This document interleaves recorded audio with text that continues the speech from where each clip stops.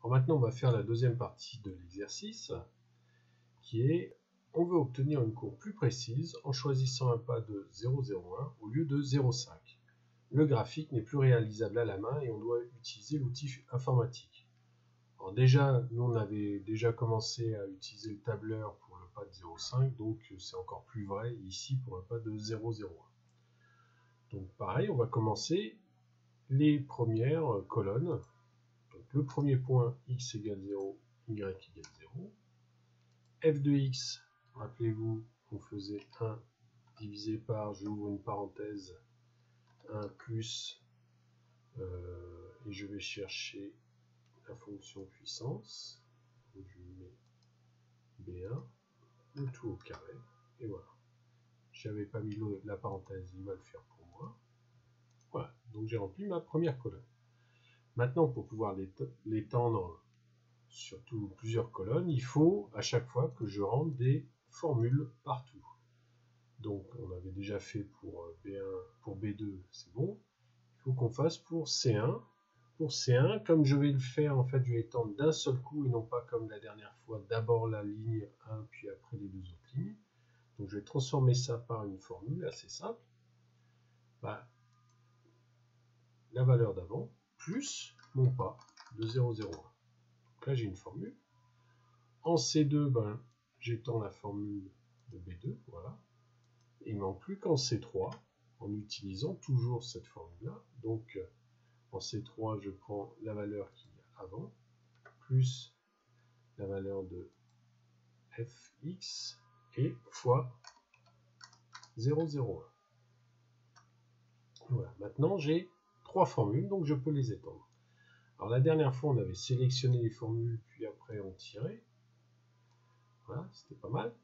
Sauf que là, il faut aller jusqu'à 5 en haut, vous voyez, en partant de 0,01. Donc c'est beaucoup trop loin, la preuve, il faut aller jusqu'à la colonne GJ. Donc on va pas faire comme ça, on va remettre ça normalement. Et on va utiliser une autre technique. Alors, je prends la colonne C, je vais la copier. Voilà. Ensuite, je vais me mettre dans la colonne D. Mais en réalité, je vais dire de ne pas prendre que la colonne D. Je vais prendre la colonne D jusqu'à la colonne GJJ. Pour cela, je le fais ici dans la partie nom. Donc D, 2.GJJ. Je fais Enter.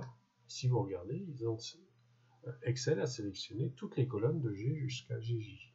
Et là, je vais lui dire simplement, ben, j'ai plus qu'à coller CTRL V.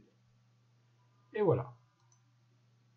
Alors, je vais faire enregistrer pour être sûr que voilà, je ne fasse pas de fausses manœuvres et que je coupe tout. Je vérifie bien, je vais aller jusqu'au bout de la colonne GJJ, donc utiliser en bas, voilà. Et je vois bien, GJJ, je suis arrivé à 5. J'ai fait toutes mes valeurs, notamment de la primitive. Ben voilà, maintenant, je vous rappelle que le but est de dessiner la courbe de la primitive. Donc je vais lui dire de sélectionner toutes les colonnes. Alors pareil, je ne vais pas sélectionner à la main toutes les colonnes, je vais faire ligne 1, puis je descends ligne 2, ligne 3. Et après, comme je lui demandais de représenter ces points-là, par lui-même, en fait, il va prendre que les colonnes où il y a des valeurs. Je fais comme la dernière fois, je fais insertion, nuage de points, et voilà. On va agrandir un peu voilà, notre courbe, pour qu'elle soit jolie. Alors évidemment, hein, vous pouvez changer les titres du graphique, et ainsi de suite, il suffit de copier dessus. Voilà. Vous pouvez bouger, enfin il y a plein de choses à faire. Alors, on va en mettre au milieu quand même. Voilà. Alors ici j'ai ma courbe y, donc c'est la primitive de ma fonction. Et là j'ai ma courbe de ma fonction. Alors je ne devrais pas dire courbe, parce que je vous rappelle que courbe ça veut dire que ce qui est tracé est continu, ce qui n'est pas le cas, ce sont des points là. Sauf qu'ils sont tellement proches qu'on a l'impression que ça donne une courbe. D'accord ? Pareil, hein, si vous voulez garder que la primitive, vous cliquez sur les points de la fonction, mettez supprimer, et on n'aura plus que la courbe de la primitive. Et là, elle est beaucoup plus précise. On a l'impression d'avoir un modèle presque exact. Ok, merci, au revoir.